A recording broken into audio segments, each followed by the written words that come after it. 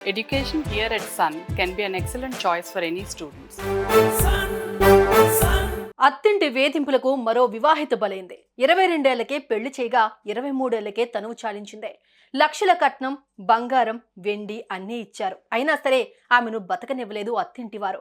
మానసికంగా, శారీరకంగా హింసించి ఆత్మహత్య చేసుకునేలా ప్రేరేపించి చంపేశారు.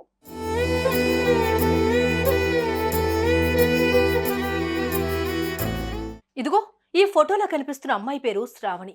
మార్చ్ 25, 2001లో జన్మించింది. వయసు 23 ఏళ్లు. తల్లిదండ్రులు ఏడుకొండలు, హేమలత.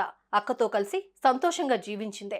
ఈ క్రమంలో తన ఇంటి వద్దే ఉంటున్న హేమచంద్ర అనే యువకుడు మంచివాడని, దగ్గర బంధువులు కూడా కావడంతో కుటుంబ సభ్యులు శ్రావణినిచ్చి అతనికి పెళ్లి చేశారు.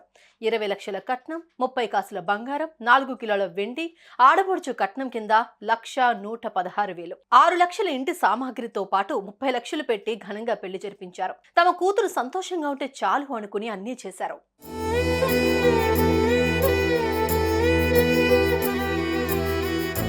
పెళ్లైన నెల రోజుల తర్వాత విజయవాడ నుంచి హైదరాబాద్ కు షిఫ్ట్ అయ్యారు. అక్కడ హేమచందర్ బాబాయ్ ఇంట్లో ఉన్నారు. అనంతరం హేమచందర్, శ్రావణి కలిసి ఓ రూమ్ తీసుకుని ఉంటున్నారు. ఇంతలోనే ఏం జరిగిందో కానీ హేమచందర్లో రాక్షసుడు మేల్కొన్నాడు. పిల్లలు పుట్టడం లేదని టార్చర్ పెట్టాడు. అధిక కట్నం తీసుకుని రావాలని డిమాండ్ చేశాడు. అలాగే అత్తమామలు, భర్త వాళ్ళ పిన్ని, బాబాయ్, నాన్నమ్మలు వేధించడం మొదలుపెట్టారు. చాకరీ చేస్తూ ఆమెను హింసించారు. గొంతు పట్టుకుని పైకి లేపి కొట్టేవాడు. ఈ విషయాలన్నీ శ్రావణి తన ఫ్రెండ్ కు వాట్సాప్ లో చెప్పుకుంది.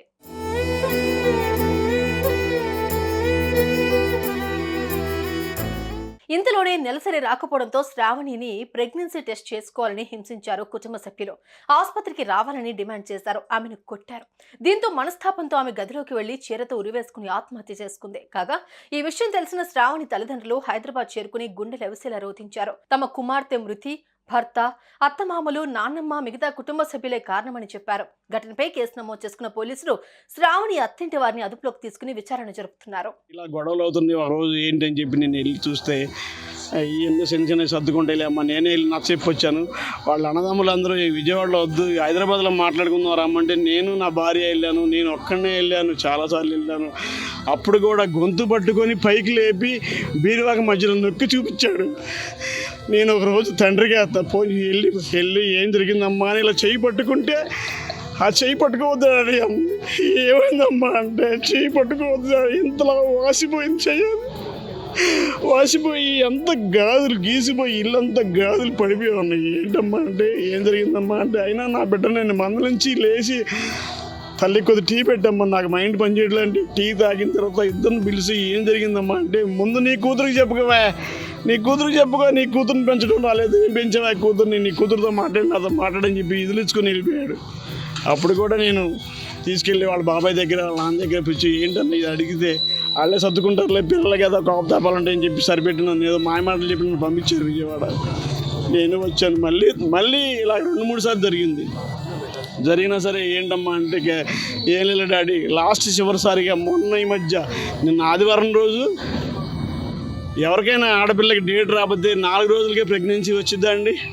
ఎక్కడైనా చెప్పండి, సైన్స్ టెక్నాలజీ ప్రకారం వచ్చిద్దా? కానీ నాకు అంత సైన్స్ టెక్నాలజీ నాకు తెలియదు నాకు లేవు. ఏదో ఆమెకి పెద్ద శాడీ అని, ఆమె పెద్ద సిద్ధాంతం అంట, ఆమె పెద్ద ఇదంట ఆమెకి నాకు తెలుసు. నేను డాక్టర్ని, నేను అందరిని అడిగాను.